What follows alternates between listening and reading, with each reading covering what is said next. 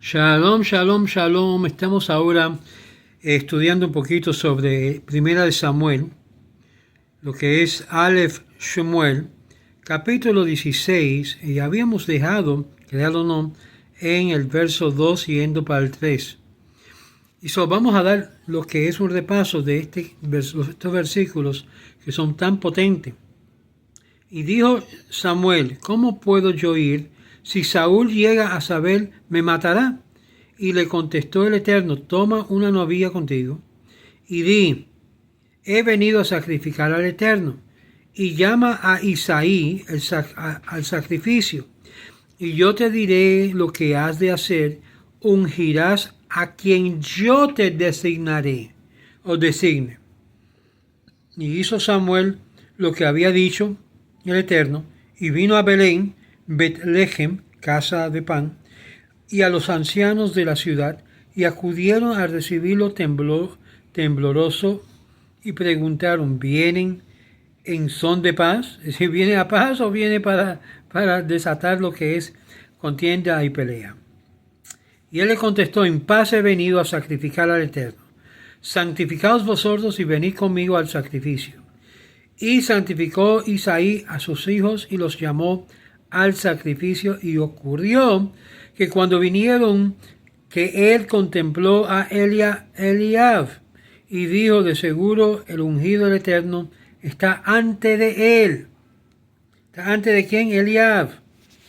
Ahora, vamos a ver algunas importantes notas aquí de nuestros sabios y comentaristas. Desde el hecho de que Todopoderoso mandó que fuera, no dependió sobre milagros para salvar lo que es la mala mirada de Saúl. El rabino Kimchi dice, de aquí deducimos que uno que mal representa con el fin de traer paz, porque Samuel fue instruido en todo lo que tenía que decirle sobre el propósito de su misión, a lo que es presentar lo que es el sacrificio, la matanza para sacrificios, como dice también en el libro de Yebusita 65b. Y aquí deducimos también que fueron enviados sobre la misión para cumplir el mandamiento divino, y de esto viene protegido de daño, solamente el peligro no está inminente. En este caso, el peligro era inminente y Samuel no tenía ninguna aseguranza de tener seguridad. Por lo tanto, le pregunta a Dios, naturalmente, que si habría de ser protegido a sí mismo. Y esto lo vemos también en Pesajim 8b y Yoma 11a. Sin embargo, otros explican que, a lo contrario, el Señor le dijo a Samuel que no haga el asunto público de lo que es la unción de David, sino que no tenía necesidad de temer. Y esto lo menciona Kimchi en su comentario. Verso 3. ¿Quién yo te indicaría, te diría, a lo que tú vas a hacer, lo que te pido que hiciera? Él no le dijo a nadie en adelantado que habría de ungir, y por lo tanto reunió a aquellos que percibieron Samuel que había de recibir lo que es potencial unción del profeta a través de un mensaje profético en el tiempo que habría de ser determinado como el nuevo rey de Israel. Verso 4 que nos dice, y hizo Samuel lo que le había dicho al Eterno, y vino a Belén, a Betlehem, y los ancianos y de la ciudad acudieron a recibirlo tembloroso, y le preguntaron, ¿vienen a paz? Aquí esta pregunta es muy importante. Se apuraron, según Rashi y otros rinden esta palabra como la expresión de reunirse juntos con el fin de seguir adelante. También puede ser explicado que tuvieron temor y temblaron por el temor, sabiendo de que lo que Samuel habría de venir era no esperado, una visita no esperado. Y ellos le preguntaron, y por lo tanto le preguntaron, ¿vienes con el fin de paz? Y uno le dijo, uno de los grandes de los ancianos, quizás Jesse, según Kimchi, en el texto masorético, en el capítulo 19, verso 14, que Jesse era el padre de David, la cual era renombrado por su erudición de la Torá, es decir, no era ningún tonto. Conocía muy bien la Torá, conocía muy bien lo que es la ley, y era muy piadoso, y le fue dado el título de Bet Halal Mi, que significa por causa de su prodigioso conocimiento de la Torá, que fue comparado como el pan mismo y la estafa de lo que es el palo de vida, como leemos en Proverbios capítulo 9, verso 5, es decir, que Jesse no era ningún tonto, no era ningún campesino, era un líder de conocimiento de Torá excelente, y seguro que él le había enseñado a David también estos halajots que David habría de aprender. Él fue listado entre los cuartos que murieron por causa del consejo de la serpiente a Eva, y fue él mismo que cometió ningún pecado, como nos indica en Shabbat 45b, y es por lo tanto muy probable que Jesse era el anciano principal de la familia, como leemos ahora en el verso 5. Y contestó: en paz he venido a sacrificar al Eterno, santificaos vosotros y venid conmigo al sacrificio. Y santificó a Isaí y sus hijos, y lo llamó al sacrificio. Y ocurrió cuando vinieron, que él contempló a Eliab, y le dijo: de seguro el ungido del Eterno está ante él, es decir, ante de la familia de Jesse. Y he venido para traer sacrificio. Tenemos que explicar esto un poquito más dentro de su pretexto. Y aparece usual que Samuel toma lo que es el ganado para Betlehem, para sacrificarlo, y no a Nob, porque ahí fue donde estaba el Mishkan situado, o en Gilgal, en la cual estaba situado el Mishkan, el lugar de las tierras santas. Razonablemente hay una explicación para esto, y fue dado a Ar, que sigue en el tiempo que el pueblo estaba ya considerando la ubicación del lugar santo permanente del templo, y juzgando lo que es del sueño de Jacob en el medio y la escalera que apareció a ser sobre Jerusalén. Ahí fue indicado dónde habría de ser construido y establecido la casa del Señor, en Génesis capítulo 28, verso 17. Y Betlehem era la área donde la teoría corriente de que era el sitio de Betlehem, la casa de pan. En el Salmo 132 hallamos que el rey David relata este esfuerzo de descubrir el sitio del templo. Y dice: he aquí he oído en Ifratata, que significa que hemos conocido que habría de ser en Betlehem. Y era bien conocido Efratat o Efratata, en Génesis capítulo 35, verso 19, y hallamos también en el campo de donde hay foresteo, significando el piso donde se segaba los jebusitas y su área alrededor de esto. Y habían traído sacrificios a Betlehem, a la casa del pan, creyendo que era el lugar santo, aunque no era el lugar apropiado. Sin embargo, hallamos que era un lugar alto que se permitía que en cualquier tiempo donde no se hacía sacrificios ahí. Y es plausible, que Samuel iba a Betlehem para hacer sacrificios, y no habría de así levantar sospecha por Shaul, porque Shaul estaba ya mirando que habría de haber un contemporáneo que habría de ser el reemplazo de él. Verso 6. Y ocurrió que cuando vinieron, que él contempló a Eliab, dijo: seguro el ungido del Eterno está ante él. Seguro que ante el Señor está su ungido. Y fue así dicho, y seguro que ciertamente era digno de ser el reinado establecido acá. Y Samuel pensó que el Señor habría de escoger su primogénito, especialmente era muy precioso, era de un estatuto muy grande y era un muchacho joven. Sin embargo, cuando leemos en cuanto a esto, no respetaba lo que es la apariencia, sino la nación entera. Y aquí es donde vemos que había hecho que su reino habría de caer en las manos de la casa de David mismo. Y aquí cayó en las manos de la hija de Eliab, como se declara en 2 de Crónicas, capítulo 11, verso 18, y Reboam tomó a sí mismo a Abigail, hija de Eliab, el hijo de Jesse. Y Samuel, sin embargo, no vio la profecía muy clara, y por lo tanto estaba bajo la impresión que Eliab habría de regir, y pensó que era Eliab que había de regir, y da testimonio que el escogimiento de Dios de Saúl hubiese sido una persona muy bella, alta, de gran presencia, más que el resto del pueblo.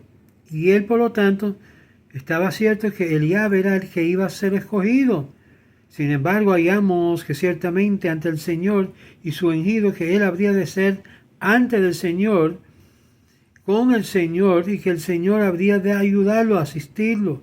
Pero no fue Eliab que fue escogido, aunque fue muy enumerado entre los hijos de Jesse. Verso 7. Pero el Eterno le dijo a Samuel: no repares en su figura ni en su estatura, porque le he rechazado, ya que mi elegido no es como lo ve el hombre, por cuanto el hombre mira la apariencia exterior, pero el Eterno mira el corazón. Entonces llamó Isaí a Abinadab y hizo pasar ante Samuel. Y Samuel tampoco a este elegido eterno. ¿Qué es lo que ustedes notan? Dios está tratando de instruir a Samuel a quién iba a escoger. No va a ser como Saúl, que era hermoso, alto, fuerte, muy carismático. No. Vamos a ver que el Eterno le va presentando a Samuel los diferentes personajes que habría de pasar ante la presencia de Dios. Y en cada uno de estos, el Eterno no lo acepta como el escogido de él, porque no escoge según la apariencia. Isaías lo hizo pasar a Sama, y le dijo a Samuel: tampoco es este que ha elegido el Eterno. Entonces hizo Isaías que 7 de sus hijos desfilaran ante Samuel, 7. Y entonces hizo Isaías que 7 de sus hijos se desfilaban ante Samuel, y le dijo a Samuel, a Isaías: el Eterno no ha elegido a estos. Bueno, ¿quién más queda? Y le preguntó Samuel a Isaías: ¿están aquí todos tus hijos? Déjame ver. Y le respondió Isaí: queda el menor, que está pastoreando las ovejas. Y le dijo Samuel a Isaí: haz que lo busquen, porque no nos sentaremos hasta que venga aquí. Verso 12. Lo hizo buscar a Isaí y lo trajo. Y era rubicundo, de hermosos ojos, bella presencia, y ordenó el Eterno: levántate, úngele por cuanto este es. Es decir, ¿qué fue lo que Dios miró en David? ¿Qué fue lo que Dios miró en David? Que estaba pastoreando las ovejas de su padre, cuidándolos, guardándolos, hasta que fue llamado a ponerse presente para ver si va a ser él el escogido de entre todos los hijos de Isaí. Y entonces ordenó el Eterno: levántate. Es decir, él estaba sentado. Levántate, Samuel. Úngele él, este es.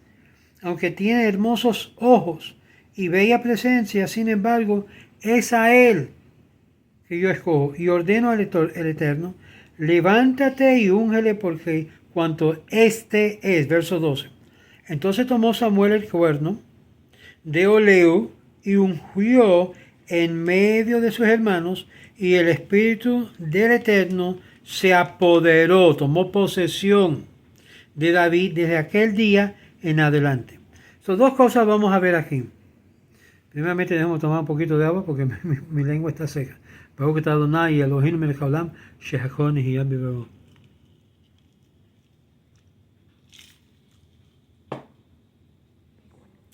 Para ustedes que están mirando esta serie del libro de Samuel, deben de saber claramente, hay dos aspectos de la unción.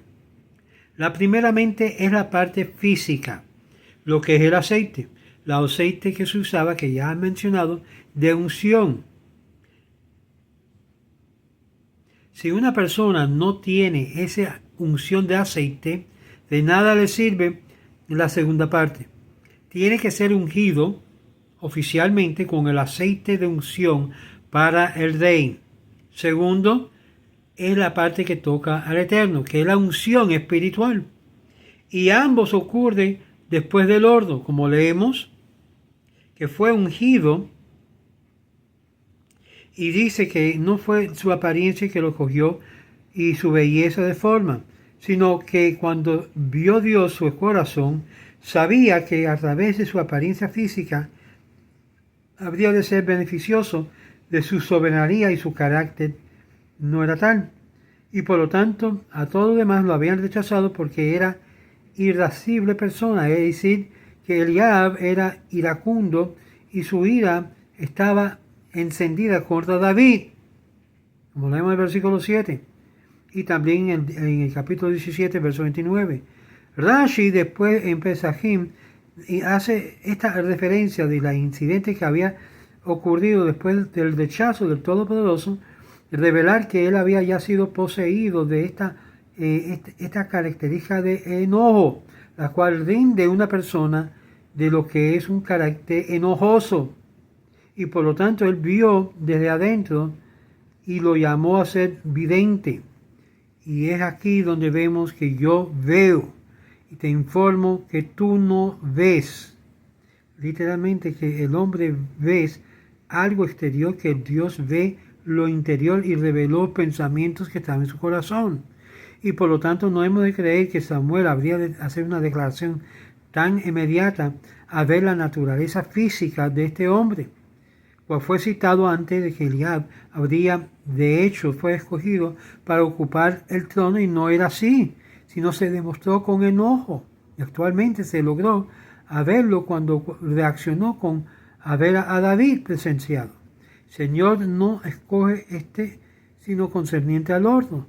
Y fue ahí que pudo haber lo que es el rechazo de Eliab, por causa que vio a David con enojo. Se había molestado de que David habría de ser considerado como el ungido de Dios y ser ungido por Dios y por el profeta. Eliab había sido escogido, pero el Señor escondió el rechazo de Eliab, y no lo ilustró en todo.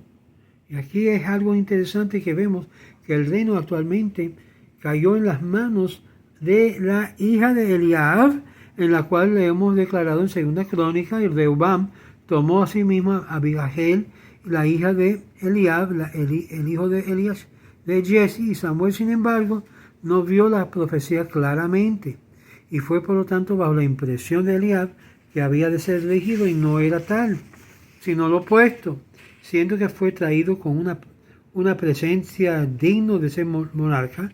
Sin embargo, vamos a ver que Samuel vio que era feo, que Eliab era feo, y por lo tanto Samuel entendió que Eliab, que fue feo, comparó a Saúl, que fue llamado ciertamente el Señor habría de ungirlo, y fue aquí, siendo que era mucho más alto, mucho más precioso, más bello que Eliab, y por lo tanto el Señor le respondió: no mires a la presencia de Saúl.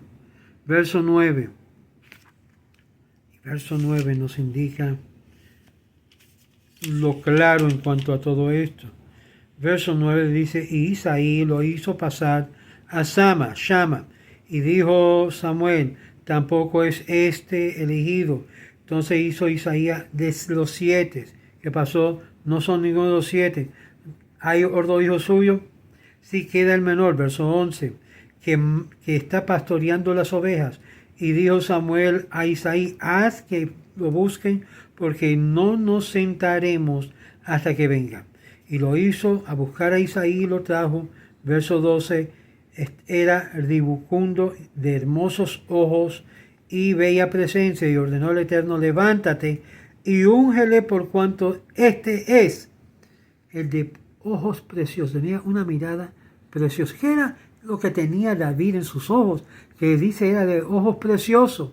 Era la vista de gracia. Era la gracia, el vistazo de bondad. Todo lo que David ponía sus ojos era una demostración de su amor hacia ella, hacia la cosa que ponía sus ojos. A ver, tenía ojos hermosos de lo que es amor.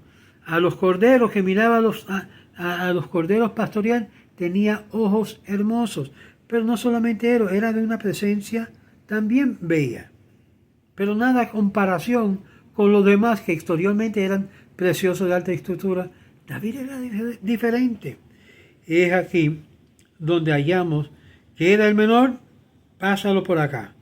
Estaba pastoreando las ovejas y hizo buscar Isaías lo trajo y el rubicundo de hermosos ojos y bella presencia, y ordenó el Eterno, levántate y úngele por cuanto este es. Y entonces tomó Samuel el cuerno de oleo y ungió en medio de sus hermanos, y el Espíritu del Eterno se apoderó de David desde aquel día en adelante. Si una vez que está el Espíritu de Dios apoderado, ya entra en David una cierta naturaleza distinta de la que tenía.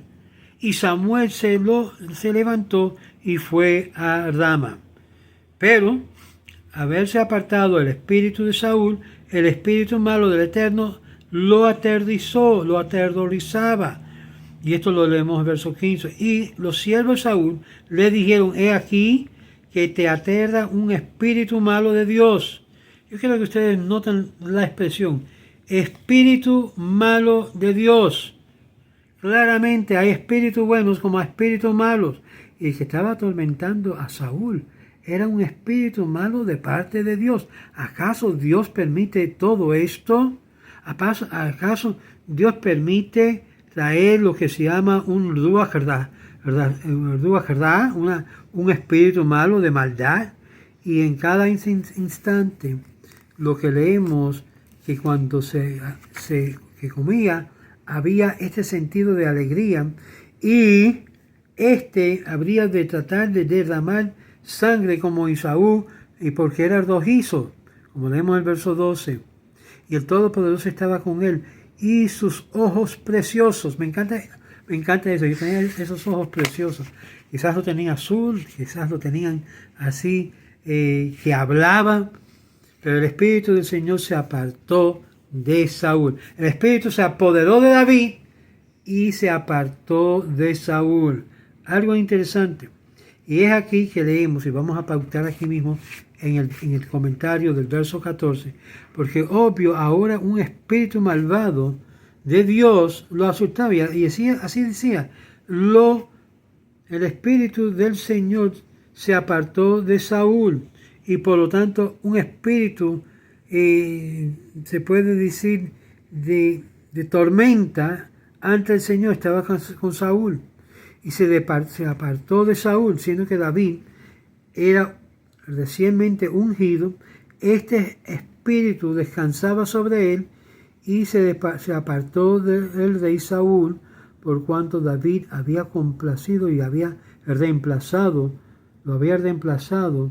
al rey Saúl, y por lo tanto el Espíritu de Dios ahora poseía a David, y a Saúl un espíritu maligno.